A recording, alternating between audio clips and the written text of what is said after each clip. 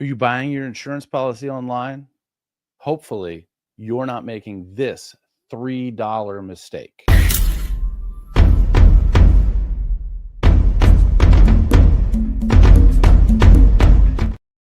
Good morning. Good morning. This is Jobeth Bowers, your accident and injury attorney. I am coming to you from my Elkton office. As I mentioned on last week's episode, if you're seeing an episode this week, I pre-recorded it because I'm going to be out of town. But this is such a big deal that I just had to take the time to record this episode and get it ready for you, because you might be making a really big mistake that many of my clients end up making. Not a lot, but more than I'd like to see.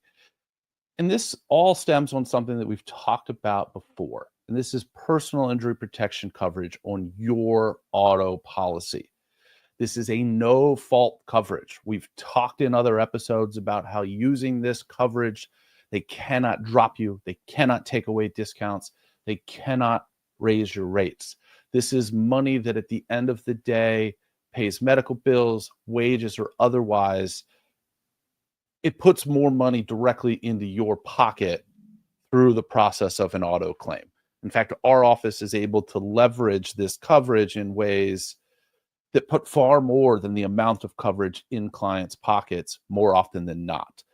So I want to break down what a PIP waiver really is and what it means, and why you might be making this $3 mistake, especially if you're buying your insurance policy online, because there's not a flesh and blood human to explain this to you. They just throw you the forms in some sort of an e-sign, DocuSign, whatever sort of format. You're going to see, and we've talked about this before, you can waive personal injury protection for yourself, for members of your household that are above the age of 16. And this is a line that I scanned from an actual insurance policy with permission from an actual client of mine. Not that there's going to be any personal information on here, but this is not something that I made up in La La Land. This is real. And somebody at one point in time, and they fixed this since, but at one point in time, this was in their active policy. You get an option on this waiver. You sign it or you don't.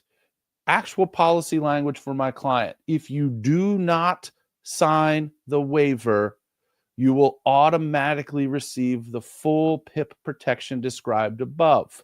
And that was $2,500, which is the baseline PIP. Your PIP premium will be $18 per 6-month policy period. And then it even describes that if you waive it, you can only waive it for you, all the listed drivers on your policy, and any members of your direct family who are 16 or older that reside with you in the household. So that's all that you can waive PIP for.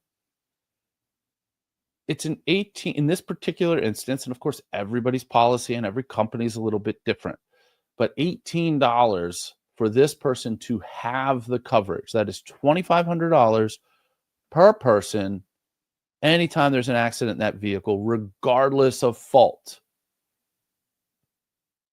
Now, further down the same page, this is in the exact same policy. The waiver does not impair the rights of other individuals, such as pedestrians, minor children, from collecting PIP under your policy. It also does not exclude passengers that are not part of your household.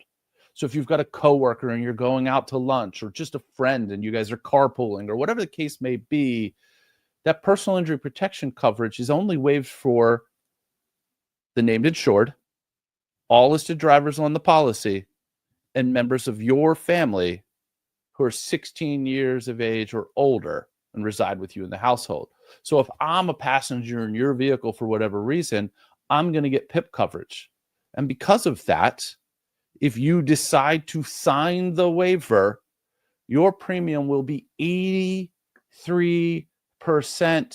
of the full PIP coverage. The total premium will be $15 per 6-month policy period. You save $3 and you lose $2,500 in coverage per person. $2,500, divide that by 3. That is 833 6-month periods.